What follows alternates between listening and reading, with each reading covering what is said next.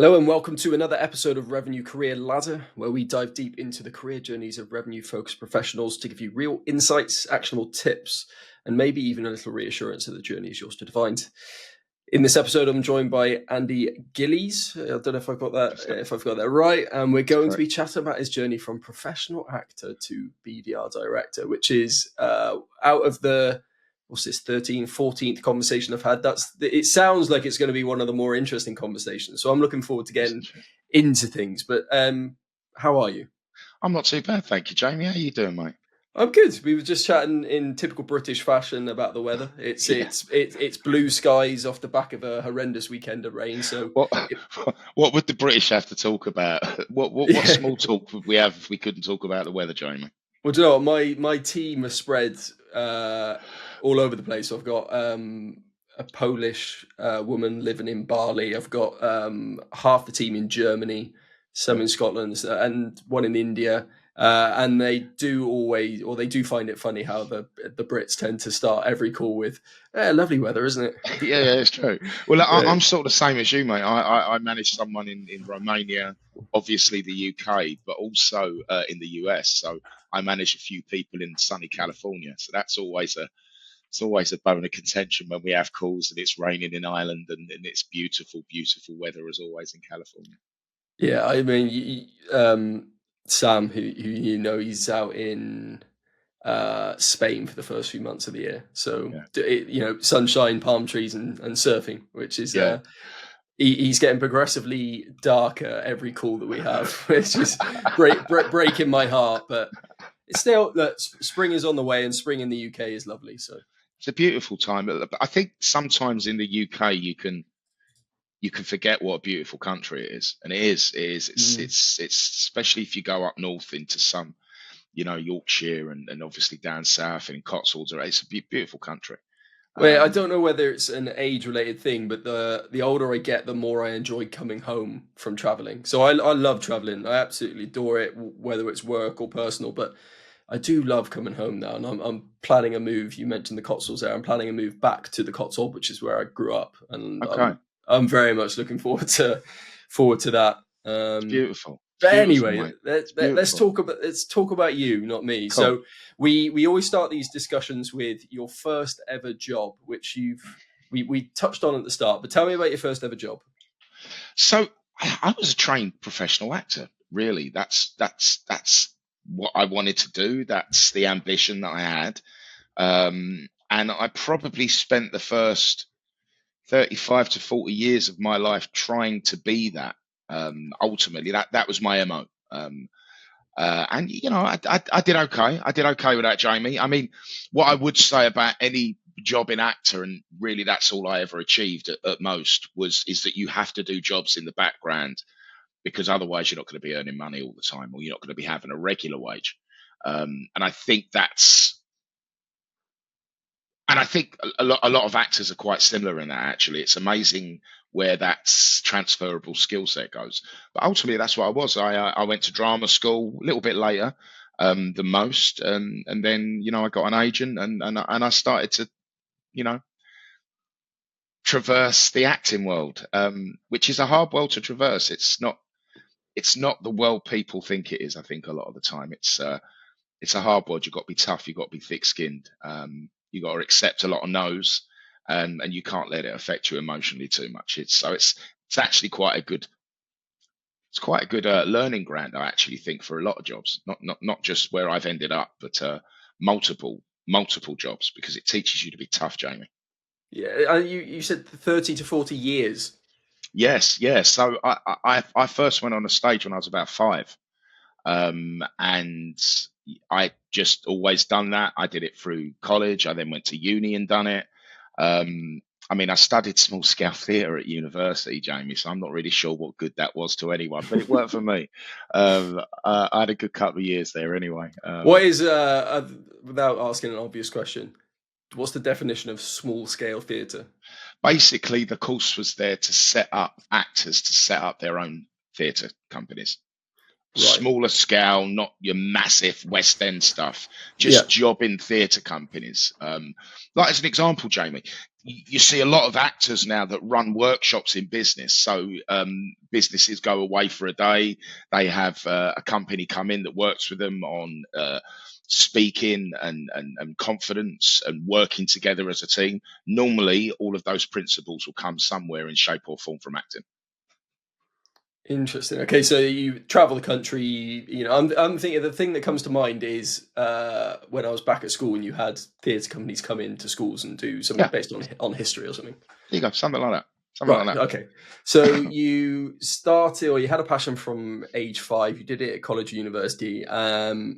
Graduated ballpark 21, I'm assuming. that. Yeah. And then what happened? Then I realised that it's a blooming hard business to get your feet up into. So basically, what I did was I did a lot of little jobs over the years. As an example, I worked in Austria. I worked for Vienna's English Theatre Company. I toured the whole of Austria. Again, in small scale theatre, going into schools, teaching them English and working in communities. So I did sort of little jobs like that along the way, Jamie. And then obviously to supplement that, I worked in betting shops. I managed betting shops at one point. I worked in the London Underground as a, when you walk into the underground and normally give someone abuse, that was me. And I did that for a little while. I thought I recognised you. There you go.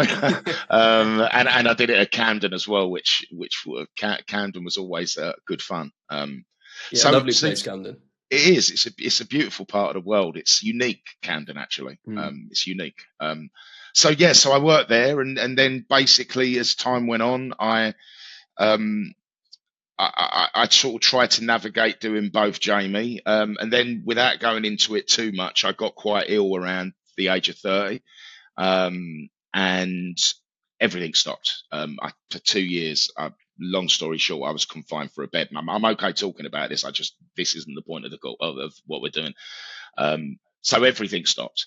I literally everything stopped. I couldn't do anything. I and I slowly then rebuilt things up. I started to learn to walk again. This was over a 2-year period. I lost quite a lot of weight. I lost about 15 stone because I needed to get some operations to get better. Obviously, the NHS were like, no, you're not getting it at 30 stone. You got to lose some weight here and play with us. So then I did all of that. And then when I got through that process, I remember just thinking, Jamie, I put all of this work into being an actor. I never went to drama school. If I don't do it now, what's the point of getting better?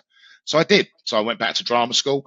Then it all started to kick off a little bit more, Jamie. I got a decent agent and I started to do a little bit of work. And yeah, then I was doing job in acting all the time. I was, bits in EastEnders, bits in Doctor Who. Those are the two things that probably most people watching this podcast would click in their brains.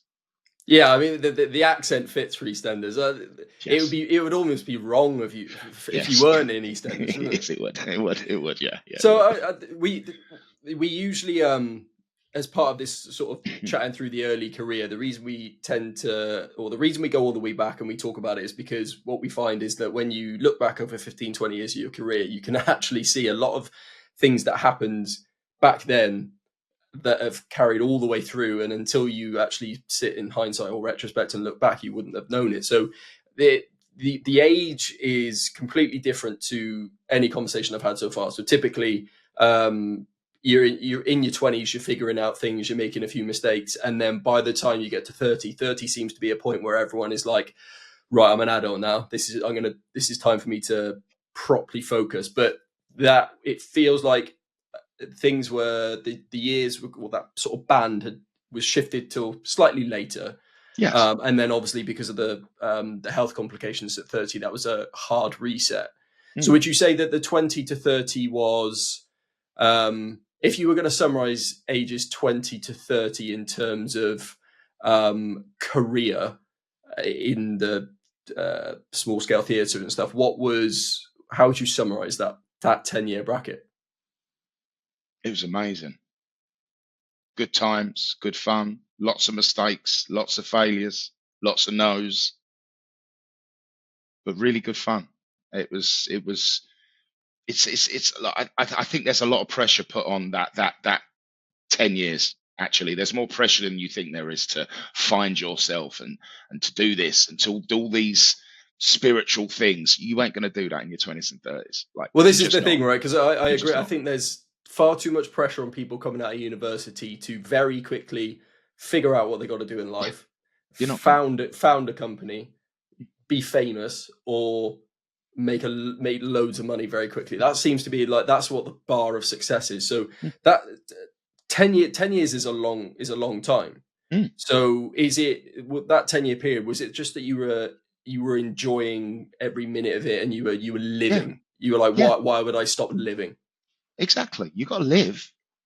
And I mean, I learned that when in my 30s when things went bad. Mm, You know that if I, if Jamie, if things hadn't, if I weren't able to turn those things around, at least I had those years. Yeah, and I know that sounds a little bit dramatic, and I'm not trying to be dramatic. What I'm trying to say is that you have to live every moment because you never know when it's going to get taken away. Now, no one realizes that until something bad happens. There's not one person that I've ever met in life that has ever said that statement without having a realizational moment that drives that statement. For me, it was what we talked about there. Others, it could be kids. It could be a seminal moment in your life. It could be all these wonderful things, but you need to learn that. mm. And you need to learn that in your 20s and 30s. So yeah, I was going to say like it's different for everyone in that you might come out of a long-term relationship, you might lose a very very well-paid job and be on go from earning lots of money to not very much money, whatever it might be. So for you, it was the health complications, and what I'm interested in talking about is that most of the people I've spoken with got into sales, whether that be by choice or accidentally, but they got into it quite young. And for you, it Mm. was actually a lot later, which I think is an interesting conversation Well, because, I think there's two things to this, Jamie. I think, first of all, you've got to understand that whilst I was trying to do that journey, I was having to do jobs in the background to supplement not acting at times. All mm, of those were always jobs in sales, or they was always a customer facing job. So you get to understand people. yeah, If you then put on top of that the emotional intelligence that all actors should have to a degree, which is understanding people that you're speaking with, if you put that on, it's actually quite a good skill set for sales. And then it was just up to me over the course of time to sort of ascertain whether I wanted to go down that road or stay in the world that I am, which is really about coaching people and managing people and getting people onto that journey of getting them into a sales role eventually, and starting the start of their careers. And that's something I enjoy more. yeah. Okay, so let's piece together the I guess lead up to that transition then. So roughly 30 to 32 sort of health complications, took you 2 years to get back to full health, and then you went to drama school. So Mm, you had that huge life event, and you were like, right, if I'm going to do it, I need to put 110% effort in and just do it because I'll regret it. So mm. what is drama school? Like, So and why didn't you do it before? honestly, Jamie, I didn't think that someone coming from where I'm from, in the way that I came, could get into drama school. Right. Okay. All I ever saw on TV, I think growing up, Ray Winston was the only person that I really saw on TV that was anything like what I could do. One person, that was it. So I didn't think that there was a road for me to get there. And no one was able to help me. Maybe that's why I'm in the role now as well, but no one was able to help me with a road, a plan on how to attack that. So I just didn't think it was achievable. So I just started to act. And it wasn't really until that I just before I got ill, I started to audition for drama schools. And long story short, Jamie, I got into one, and the person who ran that drama school held that place open until I got better, because he just said that the audition that I did was one of the best he'd ever seen, and it deserved that they left the place open for me. And that's hard to talk about a little bit because it sounds so arrogant, but that's the truth. That's what happened.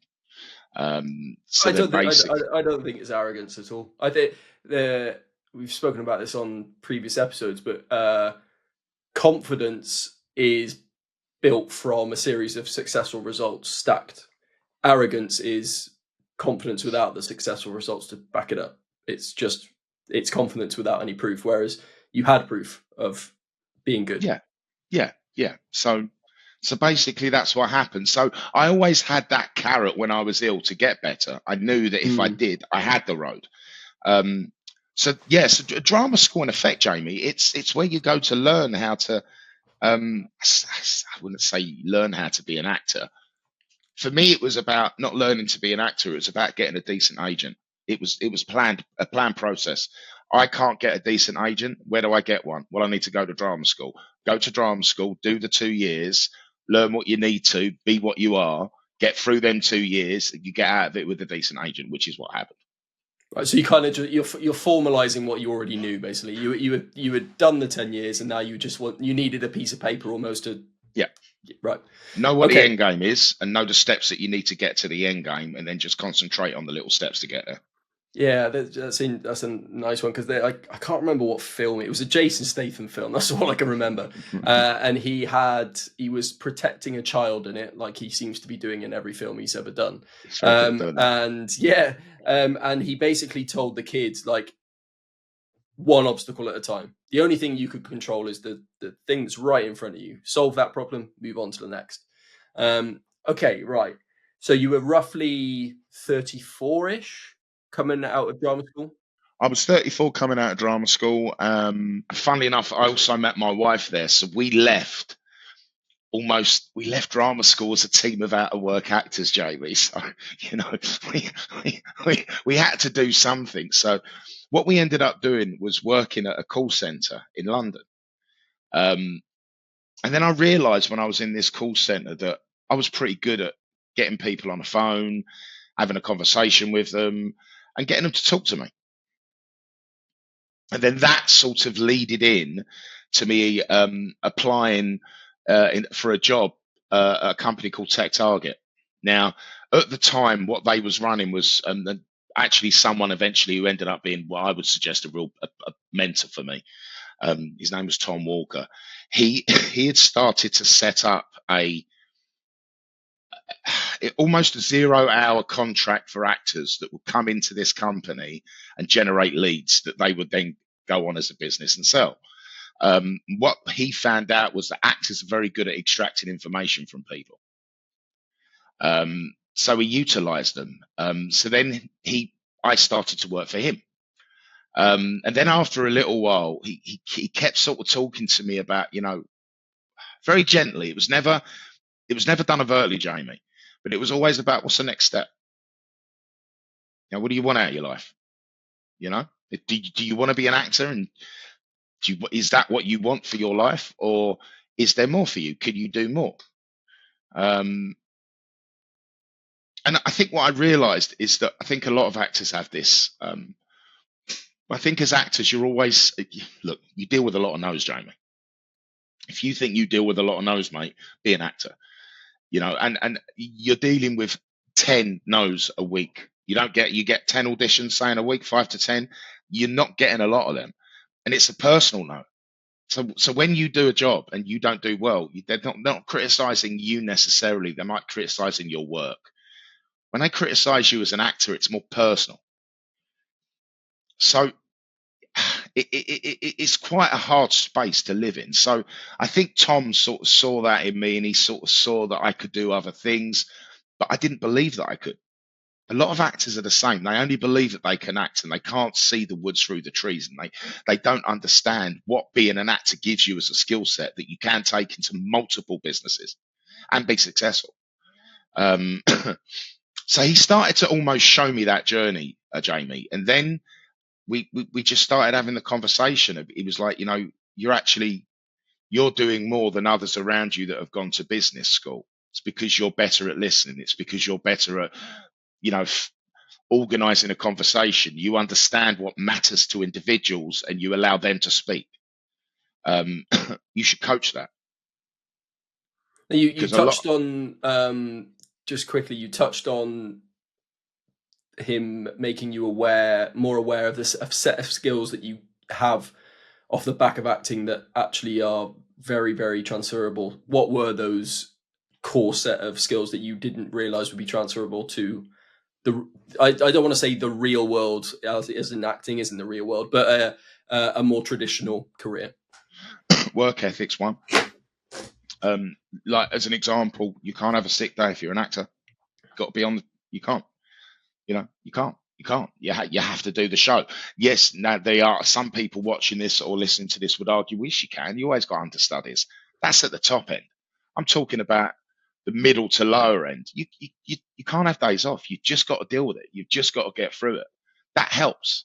That doesn't make you lazy. That makes you not always, Jamie. There's a fine line here because you can make yourself ill, but you know what I'm saying. It's that whole thing of I've got a cold today. I can't. Well, yeah, you just got to do it. You just got to crack on. So that work ethic is definitely one. The biggest transferable skill set that I've seen is emotional intelligence. It's how you can construct a conversation with someone, how you can lead a conversation with someone, how you know the hierarchy of business, and how you need to pitch at certain levels to the people that you're talking to. That's what I've always found quite easy, and I know a lot of other people have struggled with, and I think that's to do with my time as an actor. What in what way? As in why? Genuine question, as in just why would acting give you the emotional intelligence to construct a conversation? Because you understand where a conversation's going. Because you're writing a script in your head of. Well, no, but also if you've played enough parts and you're not just one of these actors that plays the same part all the time, like Jason Statham. That you said that, mate, not me. But I love his films. But... Well, yeah, but there's only so many Megalodons that you can battle. There's only so many. But if you understand nuances in human psyche, which means that you can start to find, like if someone does something, like speaking with you do something, it almost I know or I think I know whether you agree or you enjoy it. Yeah, you don't have to say yes or no. It's in your face. That's really interesting. So because if you've played hundreds of different lives or hundreds of different people in different moods in different situations, then you start to piece together this diagram in your head of the potential ways in which a conversation could go. And then, yeah, that's interesting. I hadn't thought about it like that, because when I was thinking about acting, it's just like, oh, well, it's all scripted. It's not real. But then it's obviously scripts and writing is based on people's stories or people's experiences. I would argue, Jamie, the best act in Israel, you don't even know they're acting. If you think about it, the best film that you've seen that affected you emotively, you forgot they were acting. That's what I'm talking about.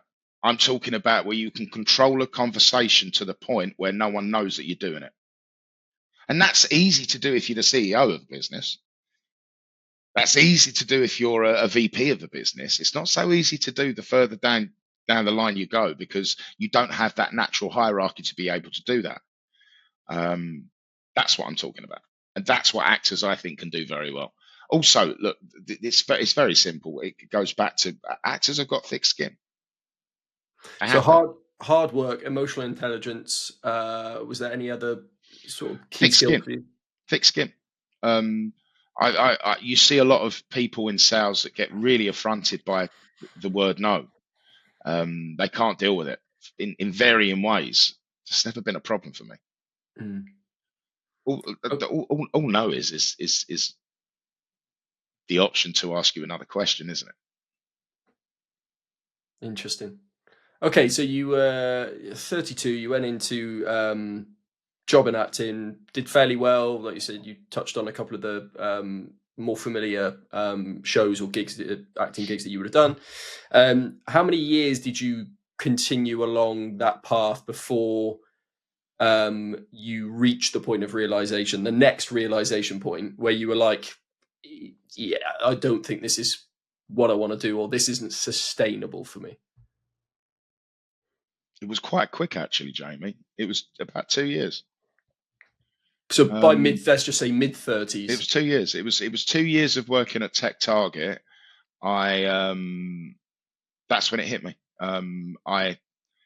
I realised that there was other roads that I could go down, and at that time, personally, me and my now wife were in a different space. We were talking about different things, and I think we both came to the realisation that we had to, you know, we wanted to build a family. We wanted to do different things, and I always said that unless you're at the top of the tree as an actor, do I really want to be going away for 3 to 4 months, traveling the UK in little venues away from kids? If at that point, if I had them, no. So it was quite an easy choice actually when the axe fell. And I was very lucky. I had someone that was able to guide me in the early. It wasn't just guidance, actually. It was guidance. It was supporting my mentality to understand that I could make the jump. Did he have a background because it sounds like Yeah. a brilliant business idea? He was an actor. Right, yeah, because it's a fantastic business idea. Knowing that, right, I was an actor and I needed the job, so why don't I go and create a business that sources candidates from that field? I'd imagine he did very, very well with that. Yeah, I think so. Tom now lives in Australia. He still works for Tech Target. Still plays his music. Yeah, look, Jamie, it's that point in life where I had to do something else. I had to realize that, my life was changing, and I had to support the people that I loved in my life, and acting wasn't going to do that. It wasn't just a financial decision, though, Jamie. As I said, it was a decision about, for me to be achieving what I needed to, I'd have to be away so much of the year. It just didn't make sense to me. And you would almost lose the choice because you would have to say yes to the gigs for the money. Yeah. Okay, right. Tech Target then. So you SDR, I take it? But yeah, so I started as an SDR, basically calling into their database to generate leads for them across their portfolio. And then I moved into a more management role at Tech Target because, long story short, I was achieving more than the others around me. So I started to manage that team. Then the company decided that I could be, I suppose, beneficial in a client-facing role. So I ended up moving into a customer success role. So basically what I would do is I would go with the sales team and talk about how to utilize products, how to be successful with products, and then in effect, Jamie, upselling and cross-selling the products that maybe that they didn't have and stuff like that. So then that's where I went. And then ever so slowly, I sort of did a bit more there. I had some really great people at Tech Target. It was a great company for me personally to work for. What were you selling when you first joined? What? So basically, what Tech Target. So in effect, what Tech Target do is first of all they have their own database of websites, and then they track everything on those websites. So it gives them an idea of what's happening on their databases. And they have, I think at the time I worked for them, it was over 140 websites globally. So they've got a pretty good idea what's happening in the IT space and what's driving intent. So it was up to me to sell them flags. Well, not sell, sorry, let me rephrase that. It was up to me to show clients how to use their flagship tool at the time, which was called Priority Engine, which is an intent platform in effect, Jamie. So I used to show clients how to do that. I used to jump on the phones with clients, be SDR teams, show them how to actually do the job, or how to utilize the information that they're getting from Tech Target, should I say. So that's what happened. Then eventually I went into a few companies, and then they wanted to try to, I suppose, nab me to work internally for them rather than coming from Tech Target as a consultant. Okay, so talk to me a little bit about going into sales as an SDR in your mid 30s, because again, this is the one of the interesting parts of me is that I've not spoken with anyone. I haven't come across anyone else who goes into sales in terms of as a junior sales rep at that age. So how was it? Like, It was what it was. I didn't think about it, Jamie. It didn't. It's what it was. It didn't. It didn't. it was Yeah, just I it was didn't. just another one of those obstacle I It was need to just tip. Yeah. It was another little step. And listen, the one thing acting or life has taught me is when you're fearful of something, when something's not the norm, jump into it. You'll probably learn something. That's a nice tidbit, I think they call it, don't they? Or Yeah, tidbit. just jump into it. Just go with it. We waste a lot of time in life thinking about stuff. So you described your journey there. So how long were you an SDR before progressing to a team lead, and then how long were you a team lead before progressing into CSM? Well, I'd sort of done it quite. Look, I'd sort of been an SDR whilst being an actor, so I'd started that journey anyway. I think once I'd actually decided to make the move, it was quite quick before I was managing people. It wasn't that long, Jamie. I think within 2 years, I was managing. So you in those 2 years, then I take it that was 2 years of full time rather than doing it on the back of, right? So in the 2 years of doing it full time, what did you learn in those first 2 years then? I think what I learned, the biggest lesson that I learned was when I moved from acting to business. I had this thing in my mind that everything that I'd learned up to that point wasn't really relevant. So the biggest thing I learned in the first 2 years is all the things that were relevant, the things that were going to help me progress in a completely different environment. That's the first thing that I really learned. I learned that obviously in business, I think honesty is really key.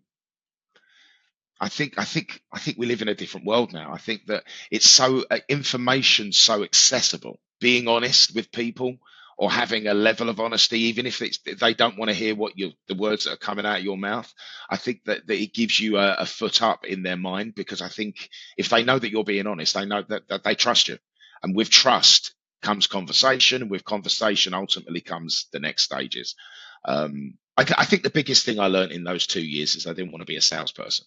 As in frontline sales? Yeah, I didn't want to close deals. Interesting. I didn't like it. I could do it, but I didn't like it. I didn't like pandering to people. I didn't like that. I didn't like that whole thing of you're buying off me, so now I've got to be really nice to you. I didn't like it, Jamie. It just didn't resonate with me. I want you to buy from me. You had the skills to act your way out of it, right? Yeah, I did, but I think the point is that I've done that for so many years. I'm sort of at a point in my life now where I don't want to do that. You just want it to be yourself, I just want to be me, not a character. I just want to be me. And a part of me that everyone always said to me growing up was, "You're honest. You don't muck around. You tell people what you think." And I think that's a real powerful thing in this world. Yeah, there's we're doing another series called The Sales Stoic with Jack and Zach, and there's a lot in Stoicism about being honest, and at every point you ask yourself the question of, right, am I gonna, like, there's a real world example, right? I bought myself a merino wool quarter zip, and I completely forgot about it when I put it in the wash, and I washed it at 40 degrees. And it shrank a little bit. It's got wrinkles all over it. I've ironed it and it looks absolutely fine. Tried it on and it is tight on me. And I'm like, right, I could chuck this on Vinted, get 20, 30 quid for it because it's a semi-reputable brand that people buy from. And I literally stood there, and in my head, I just said to me, like, are you honest or are you not? Are you going to pay it forward, or are you going to put bad karma out there and it come back to bite you, or are you not? Are you going to suck up the fact that you paid 50 quid for it and you're going to chuck it in the bin because it was your mistake? Or are you going to piss someone off when they get it delivered and just get 20, 30 quid. And I put it in the bin. And it's little things like that. And perhaps if I hadn't sat in a room with Jack and Zach recording for days on end, I would have done it. I don't know. Jamie, we're talking about an ideal world. We don't live in an ideal world. There's people that need to make decisions to get through the day that you and I maybe wouldn't make. That's because of the situation that they're in. You and I are probably lucky, we've got a fairly good life. We've got fairly good means. Everyone always wants more. But what we're talking about is honesty at a certain level in life. We all make bad decisions. And we will always continue to make bad decisions because humans are fallible. But I do think that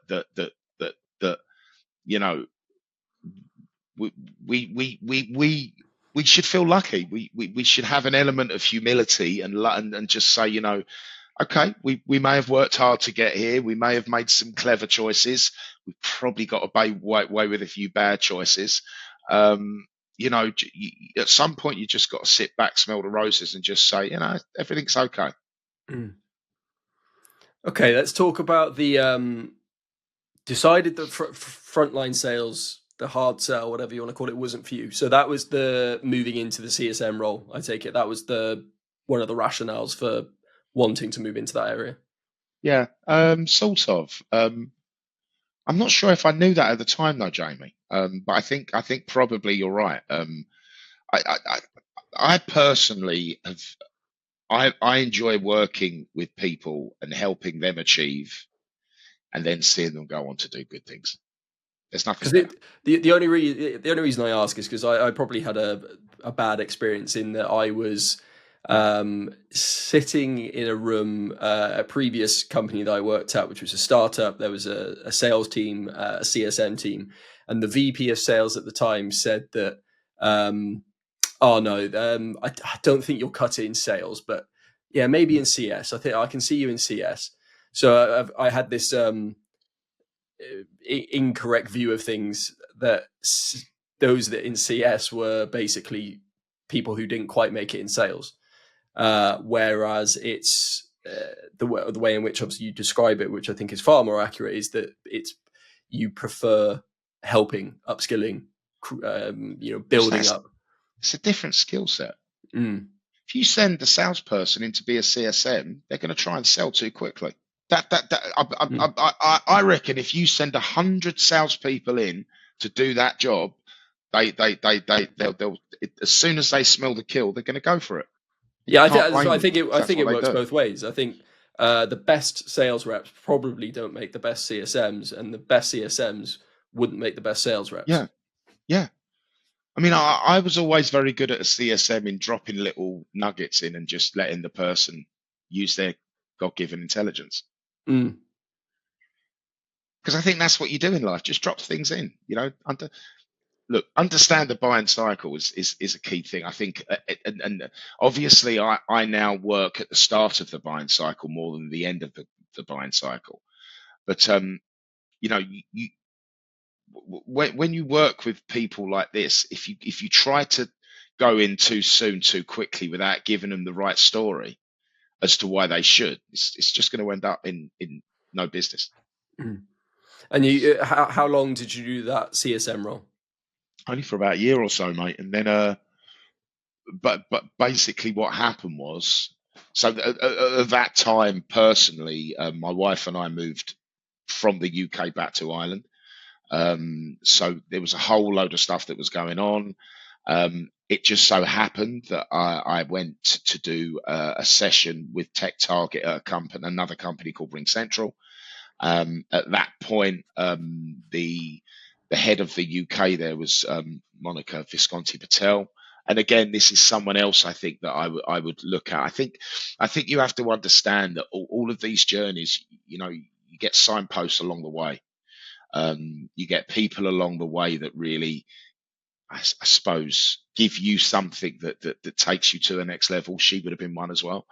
So she basically sort of said to me, look, I want you to come and work for me. I want you to own your own team, and I want you to see that the benefits of that.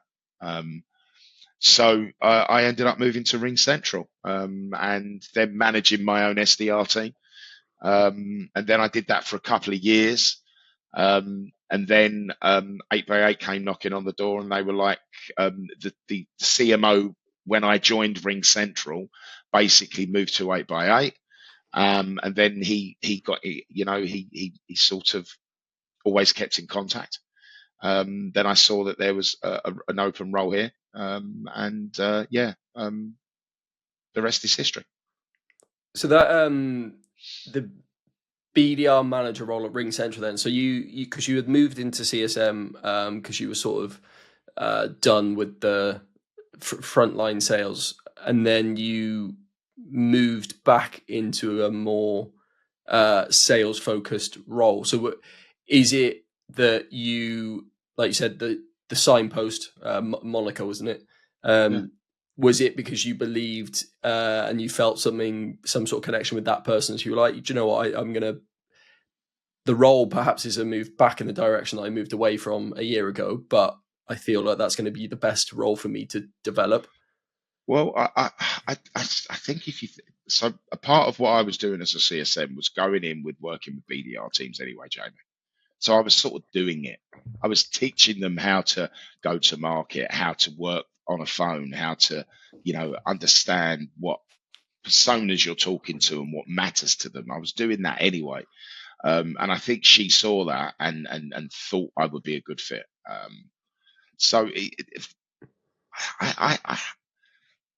I learned a lot from being a CSM that I actually think has made me a good BDR manager. Well, actually, it's interesting because it's not not a traditional SaaS CSM in the way that I would know it. In that, No. You would SaaS CSM, you would be onboarding, upskilling, doing QBRs on one tool, and that one tool might be, I don't know, fintech that helps you with receipt management and stuff. Whereas you were more of a consultative CSM going in to show people, if I got it right, to how to apply how to use the tool, to use the tool that they were buying off us in effect. But in terms of more like go to market Yes. stuff, So it's a bit of a hybrid role. I always look at that time as me working out where I fitted. Where you fit in the sales structure. That's really what that time was about for me. Was it going to be frontline? Was it going to be more customer success focused, or was it going to be at the start of the buying journey? And that's where I found my home. Because again, I think there's a lot of transferable skill sets, Jamie. I think that a cold call is the same as an audition. I train my teams now with a lot of acting techniques. I bet when they first try some of those techniques, it can be a bit awkward. Yes, it's very awkward. Yeah. I've even had one SDR saying I'm not doing that. But then 2 months later, when they were in the same position and others around them were getting better, they changed their mind. And are they one of the best now? They're doing all right now, yeah. Yeah, doing all right. They're doing all right, yeah. They're doing. Do you know what's quite interesting, actually? And I think those listening or watching should take note of is the fact that just because you make a decision to move into a CSM role, if we're talking sales specifically, doesn't mean you can't go back. You don't. It's not like a young player picking an international team, and once you've picked it, you can't go back. It's You can move between CSM and sales. It's not right. I'm going to play for Wales. I can't play for England now. That's exactly it. And I did this in my 30s. So there's no excuse for you not to do it in your 20s. Well, there's got to be some sort of saying or cliche thing about trying things, like try a bit of everything before you decide what you don't like. Look, it's perseverance. It's but you're right. In effect, you've got to try all flavors before you know what you like the taste of. Some people don't have that luxury, Jamie. Some people don't. It's going back to what we were talking about earlier on. Some people just have to get a job and they have to work because they've got to provide, and that they, So I always keep that in the back of my mind as well. I feel blessed that I've been able to construct that for myself. I think that's a really key thing. I think you always have to stay grounded and a little bit humble. Mm. Okay, then, right. The BDR manager role at Ring Central. How long did you do that for? How many years? 2 years. 2 years. 2 years. 2 years. So you had two sort of. I like to call like the year is a cycle of that job, and you did two cycles. And I've always said you don't truly know a job, and you can't truly do a job until you've done two cycles of it. Because the first year is like it's the first time you've done each of the things involved in that cycle. Then the second year you've got to do it over again with the expectation of growth or improvement or optimization. So 2 years, I think, is the minimum in which you can truly say, I did that job. I knew it. Yeah. So 2 years. What did you learn? What good and bad? What did you learn about the BDR manager role or about yourself? I learned that progression is key, not just for me, but for the people you manage. If you can't offer that realistically, I think that's a bad thing. I think that's the biggest thing I learned there. So it's one of the most valuable currencies is career progression. 100% it is. And it's not just the progression, it's the conversation around it, when it happens, how it happens, and then the trust in that I will implement what I'm talking about, or help to implement what I'm talking about. It's a contract, isn't it, Jamie? If you do your 50%, then I need to do my 50%. So I think that was one thing that I learned. Without a clear view into progression, none of it matters. It's just being a BDR or an SDR, and that there's very few people that get into an SDR role to stay as an SDR. Some do, and have got really good careers, and there's nothing wrong in that, Jamie. I'm just saying that 80 to 90%, if not more, of the people that get into an SDR role, they want to progress. So I think that's the real key. It was what I learned was progression. I think also what I learned there is how to manage difficult situations and personalities. Describe to me an example difficult situation or personality. Okay. When you have a situation where you don't naturally gel with a manager that you work with, how do you get around that? What is the best way to get around that? Your manager or My peer manager. Right. Okay. Yeah. So basically, long story short, Monica left after 6 months when I was there. A little bit around that. So, that was difficult for me to navigate. Going into a company, looking at someone that you really want to work alongside or underneath, and then that gets taken away. How do you navigate that? So I think what I learned there was how to navigate difficult personalities, how to maybe just to paint, I suppose, a different picture or a fairer picture, maybe how I can limit my side of my personality that can be difficult. It sounds like the acting would have come in very, very useful at this moment in time. It did. Yeah.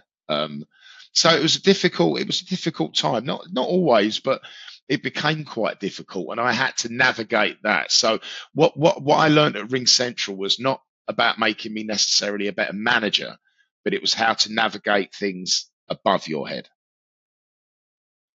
So helping, I suppose, me then take that journey in my career.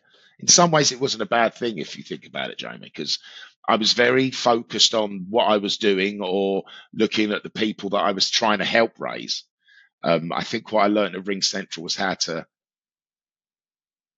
help myself raise up the ladder. And that's I've realized that is a fairly rare skill. Like there's a lot of people I've worked with, friends, even family, where they they've commented on the career progression as if it was a political or a tactical. Oh, you're obviously good at playing the politics, or you're good at. Oh, you've just got that head on you. But it's more than that. not. Yeah, It's not. it's like you said. It's understanding the the steps. It's understanding Yes, the boxes you have to tick. yeah. Yeah. I get affronted sometimes when people say that to me, because I think if anyone talked to you, Jeremy, they'd say that Andy's not good at dealing with politics. Because Andy just says what sorry, I'm talking about myself in the third person. What I tend to do is just say what I think. Well, that's the perception, Jamie. Either way, it works. Mm. It feels like this sort of inception moment where I don't know if I'm having a conversation with Andy or Andy in the third person. No, but you understand what I'm saying? Yeah, I yeah, think yeah. if people think that you're being honest, and I am actually always normally being honest, but people just think that if I think it, I say it. That's not entirely true. But I think that's a good thing. I don't think that's a bad thing for people to think about you. Good at poker, then, I'd imagine. Terrible at poker. Got no patience. Oh, okay. Right. Okay, patience. Yeah, I'm good at poker for the first hour, and then I'm bored. I just get bored, and I'm like, I can't. So take my money. Yeah, I lack the patience for that sort of thing. Yeah, Okay, then. So you were there 2 years. Why did you decide to leave? better opportunity. Better opportunity. You looked for one, or one presented itself to you? Well, a little bit of both. I'd say 80-20. 20% I was looking, and then one came to me.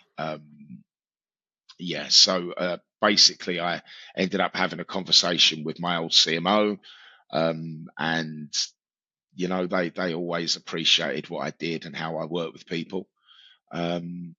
So that's how I ended up at 8x8. Also, it was moving into a director role, which was important to me.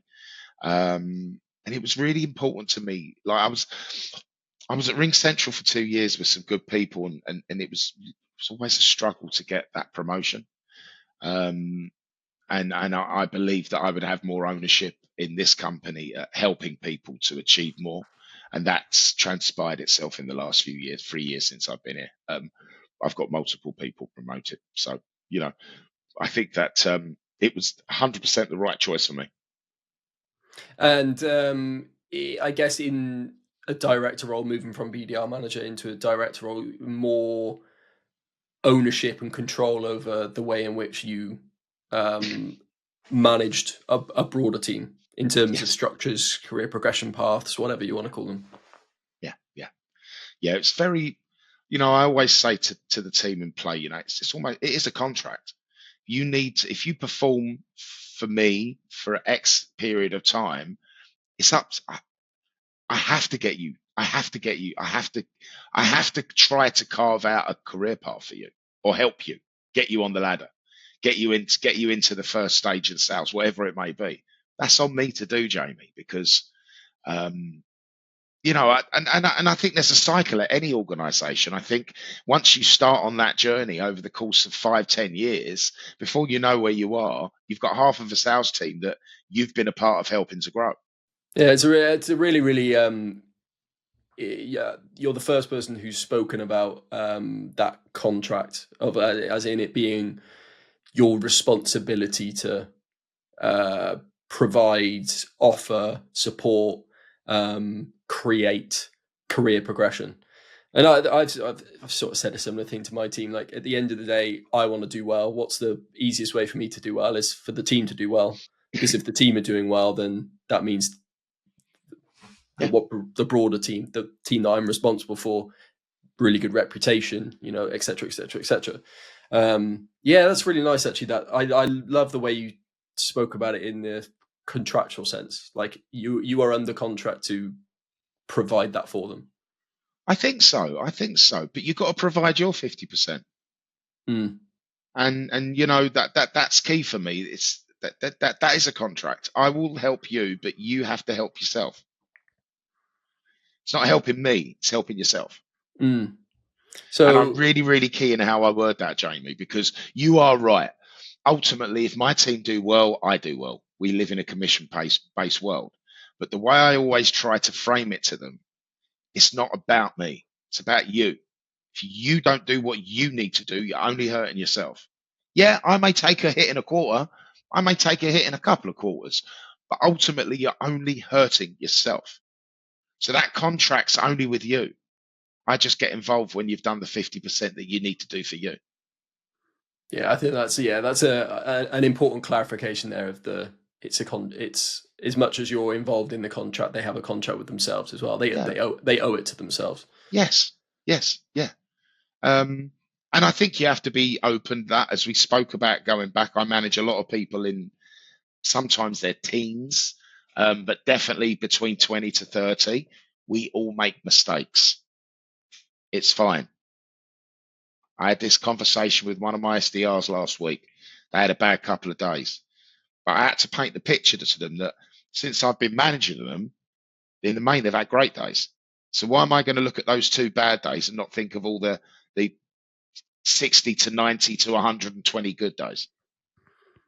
Do you know what well, the question is whether you've enjoyed the same experience. So I've as I've gone into a management role with a larger team, I've recognized behaviors or things that I did 15 years ago that I know that I did wrong. I made a mistake, but I learned from it. And I see someone doing that, and I'm like, do you know what? I'm glad they're gonna learn from this in the same way that I did when I'm saying, right, you've done it now, it's happened. Do you understand why you do it the other way? And I really like looking back and recalling the exact same thing that I did wrong, or the way in which so I don't know, example is I used to choose the work that I enjoyed the most. I prioritize the work that I enjoyed the most because it's the thing that I was most creatively connected with. Yeah. I've learned very, very quickly that on the whole, the more important things are typically the things that you don't enjoy You as don't want to much. do. And Yeah. I learned the hard way of, leading up to a deadline 1 or 2 days before. The more important bits hadn't been done, but it looks lovely. Oh, it looked polished. It was lovely. Good colors, content. It was very much form over function. But I learned the hard way. And I've Yeah. noticed that especially with creatives, they can get the creative tunnel vision rather than thinking about it. But yeah, I really enjoy that. It depends on the person. Oh, as in whether you want them to succeed. Also, if some people can't deal with failure, they can't deal, like they just can't. They're not at the right place. They're not in the right space. So people like that, I may tend to give them a little bit more of a little bit more of help, just to say, "You're sure you want to do it this way?" Okay. Some people need to fail. It's their personality. They need to fail. It's the whole trick of when you a drama school. It's ultimately what they do is they break you down to build you up. And the thought process behind that is that if you're a blank canvas, you can then play multiple different characters. Yeah, actually, you do Whereas see if that quite a lot where they want you to get to the point of being embarrassed, so you realise there's nothing wrong with yes, being embarrassed. The feeling is absolutely fine. You're not it's going to nothing. die. Yeah. No, it's not a big deal. Actually, strength comes from that. So it's it depends on the person. I don't manage with one. I've never managed people with one brush. People need different things from a manager. You need to understand. That's your job to understand what the only way you get there is via conversation and trust. Mm. So you've been in role for 3 years, is it now? Yeah. Just over 3 years, just over 3 years. And as much as you are, of course, still learning, what have been the learning highlights for you in those 3 years? I'm really lucky. I've worked with some really good people in this company, like really clever people um, that are really giving with their time, and you know that have helped craft me to where I am. Even as a director. So I think the first thing I realized on day one is you don't know everything you think you know. And that's not a bad realization to know.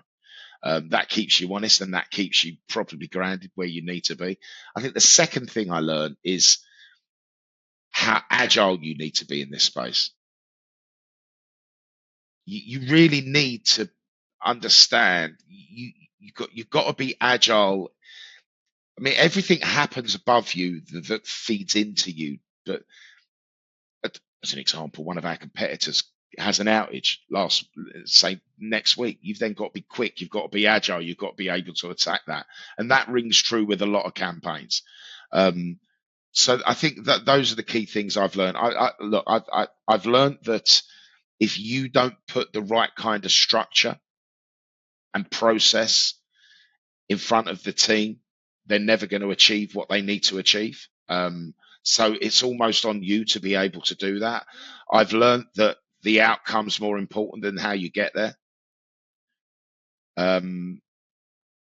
You can focus far too much on activity and not actually what happens at the end. And I've also learned that if you treat people like adults, they tend to act like adults. And what I mean by that, Jamie, is when I first moved to an outcome-based model rather than saying you need to make this amount of calls a day, you need to do this a day, you need to do this a day, it's a bit of a weird world for me. You can imagine I'm of a certain age where that's what you're done. That's how you run things. You need to do this every day. Why? Because we know if you make this amount of calls, blah, blah, blah, blah, blah, blah. But what I've realized is that the good SDRs out there know the activity they need to do to get to the number they need to get to. That's enough.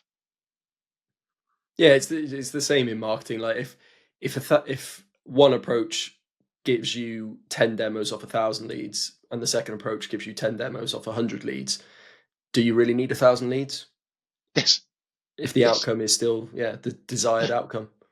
We had a previous company, SDR, a very good friend of mine. Actually, I saw him a couple of days ago, and he would book, honestly, some like 10 or 15 demos a week. Some weeks, like really good weeks. But he knew there was a mentality of you've got to do 50 to 60 calls a day. He never hit 50 or 60 calls. Very rarely hit sort of 30, 35 calls. But he was still booking more demos than the rest of the team. I've got an SDR now. Superb at what he does. Absolutely superb. And he doesn't necessarily have the levels of activity. But you know when he makes a call, it's worth it. He's like a sniper. He doesn't just he knows where he's going in, and he knows the conversation that he needs to have, and he knows who he needs to have it with as well. That's just as important as I suppose, for want of a better word, spraying and praying. Yeah, well, very, very familiar with the spray and pray. Now, you spoke about structure, and then also spoke about it doesn't really matter how you get there. So I absolutely adore structure. Anyone who knows me will tell you that's the probably undiagnosed autistic side of my brain, whereas I absolutely love a plan, a structure, a standard operating procedure, SOPs we call them. Like we have SOPs for every type of content we produce. For playbooks, it's 43 subtasks. We'll give you a playbook once you run through all of them. Rinse and repeat. I love structure. But then structure can be contradictory to it doesn't matter how you get there, it's the outcome that matters. So how do you temper there is a structure, and the structure works, and the structure gives you safety, it gives you it reduces stress, anxiety, because the structure's there and it's there to help you. On the contradictory side, the other side of the thing, it's like as long as you get the outcome, I don't care about you don't care about the structure. So but the structure's understanding how you get to the outcome. So as an example, Jamie, if you are just starting in an SDR role, probably you need to have a high level of activity because you need to build up your pipeline. You need to get on the phones. You need to be having conversations. So you need to be doing different things. It's up to me as a manager to explain that to you. and show you the structure of what you need to do in the moment, and then back away and let you fly. So I'm still running structure. I'm just saying to them, understand, manage your own business, in effect. Manage your own business. Understand what you need to do to get to where you need to get. That's what I'm trying to get across to them. Understand, it's that ownership. If I think back across all of the jobs that I've had, when I'm in the best place, when I've got when I believe I've got the best focus, it's down to having the structure to know that I know what I'm doing, but being given the scope to be able to make it my own. So, temping bowling, or like bowling, it's the rails at the side, but what shot you play doesn't really matter. Yeah. The structure, the rails are there just to help and guide you, and send you in the right direction. But what method of transport you pick or what shot you choose to play is a bit of flex. It's up to you. You can score multiple goals in, say, football. You can score goals in a multitude of ways. If you look at patterns of football that most teams play at a certain point, they're the same. But then you need to have that individualism around that to find your way. That's what I'm talking about. You don't want to make a team of robots in sales. It's the worst thing you want. We want people to be free. We want people to be able to tell stories and be able to, really have people that they're speaking to understand that they're the thought leader. You've got to be really careful how you structure that, because if they're just all saying the same thing, everything's the same. It's a good. I think that's a good nugget to finish on there. As we jump into the sort of roundup quickfire questions. So, off the back of looking back at the career journey, what would be your top 3 tips for career progression? Whether that's top 3 tips you would give someone looking to make the same, looking to have the same sort of progression, or what top 3 tips would you give someone in your team now in order for them to progress? Know when to work smart, not harder. Be resilient. But the biggest thing is you will, excuse my language, you will fuck up. It's okay. Learn from it. Don't fear it. I think Stephen Bartlett said there's in his. He probably didn't word it as I just did, Jamie, but yeah. No. In 33 Laws of Business and Life, it was he said something like you should almost look for failure, because when you fail, you learn how not to do something. Or you might actually learn how to do something better. Yeah, I think another one is fail often, but fail fast.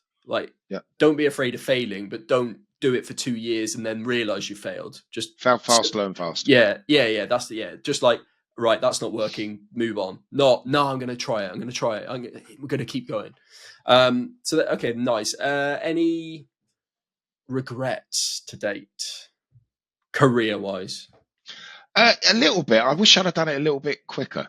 I know that we've had this conversation about where we learned, yada, yada, yada, but I think I would have liked to have maybe made that transition 5 to 10 years earlier. I think I would just be in a better place now, for me personally. In terms of you would be further along in your career, or just you would be more settled and content in the place you were. I think so. I think it's an amount. I think it's a mixture of all of that, Jamie. So I would like to have pulled the trigger, if you will, slightly earlier. Of regrets, I don't tend to regret a lot. Mm. No, what it is very, very, very similar, the trigger thing. So mine tends to be, I wish I started putting effort in sooner. Because I in my 20s, I got distracted by a lot of things. I got distracted by social media, thinking I would be a frigging influencer or whatever, and thinking too much about the gym or stuff like that, and I wasn't putting effort in at work. Work for me was just clock in, clock out, earn money, and then piss about outside of work. And then I can't remember, it was when I first moved into SaaS, I said, right, this is the line in the sand. I am going to put 150% effort in every single day, and I want to finish the day feeling tired. And since then, funnily enough, that's when the career progression started to happen. You got to invest. You've got to invest in yourself. It's not, you're not investing in your career, you're investing in yourself. Makes me think, right? So Warren Buffett, his best advice is start investing, no matter how small, as quickly as you can, to give you as long as you possibly can to compound the interest. So if you're in your early 20s, if you're watching or listening now and you're in your early 20s and honestly, you're not putting the effort in, just start doing it now, because when you're in your mid 30s like I am, or in your 90s like Andy, you will have realized the compounding interest is built up, and you will be thankful that you started sooner.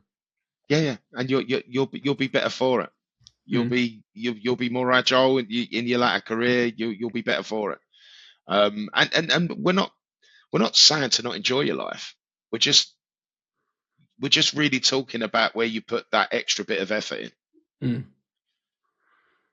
What's next for you then on your current, in the career that you are building, would like to build? What's next? Well, I want to move into I manage multiple teams. I have a commercial team.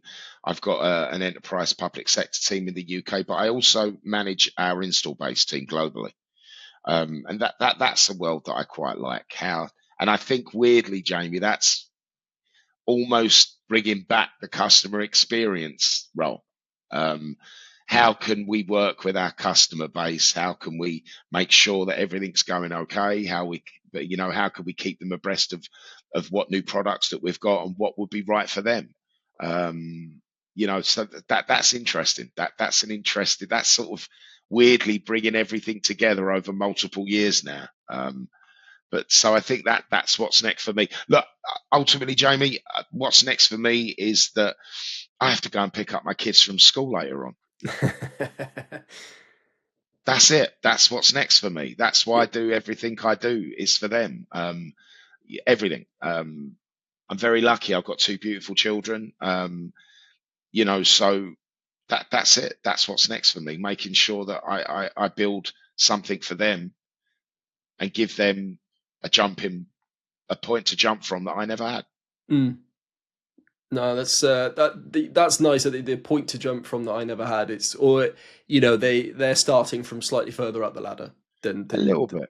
A little bit. Yeah. A little bit. I think I know the answer to this question based on our discussion on dealing with the thing that's right in front of you, rather than be present.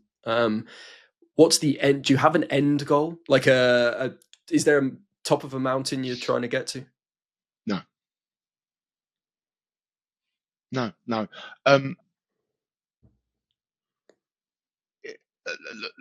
Yes, there is personally. What I've realized is that if you take care of that, the other thing will happen. Because I know that I've got the right attributes to be successful. I know I've got key components to the way I work that mean that I can be successful. I work hard. I like to think that I can be good with people. I want to see people around me do well, which tends to mean that ultimately you will do well. So no, my goals are all personal and they fall into what I do in business. Yeah, no, they are so closely related. At some of the lowest points of motivation personally, it's when I struggle at work, and when I'm not creatively challenged or motivated at work, I tend to start getting lazy in my personal life. So they're more closely linked than some people might say. And now we all work from home, they're even more closely linked. The lines are really, really blurred, more than they've ever been blurred. So no, I make personal goals that naturally feed into my work, and yeah, I make sure that all the people around me are successful, or I try to make everyone around me successful. Because if you focus on their success, you will have natural success. Yeah. And that is a very, very nice point to finish on. So thank you for joining me My for pleasure, an episode. Jamie. It was as interesting a conversation as I thought it would be, and I'm glad Sam introduced us. So just want to say thank you for everyone who's watched or listened. I think the first season actually went live 2 weeks ago, and this is recording for season 2. And we can already see a lot of people actually listening to the full sort of 85-90 minute episodes, which is always lovely. So for those that are still listening, an hour and 16 minutes into the conversation, we thank you, and we hope to see you in another episode. Thank you very much. And you know, if anyone ever needs help with anything, just reach out to someone. Take a risk. Eventually someone will help. And if that's Andy, his details will be in the yeah. I mean, I'm always if I can help people, I will try to. You can't always help people, but you know, I would always be open to any conversation. So please reach out. And we will catch you in the next episode. Nice one.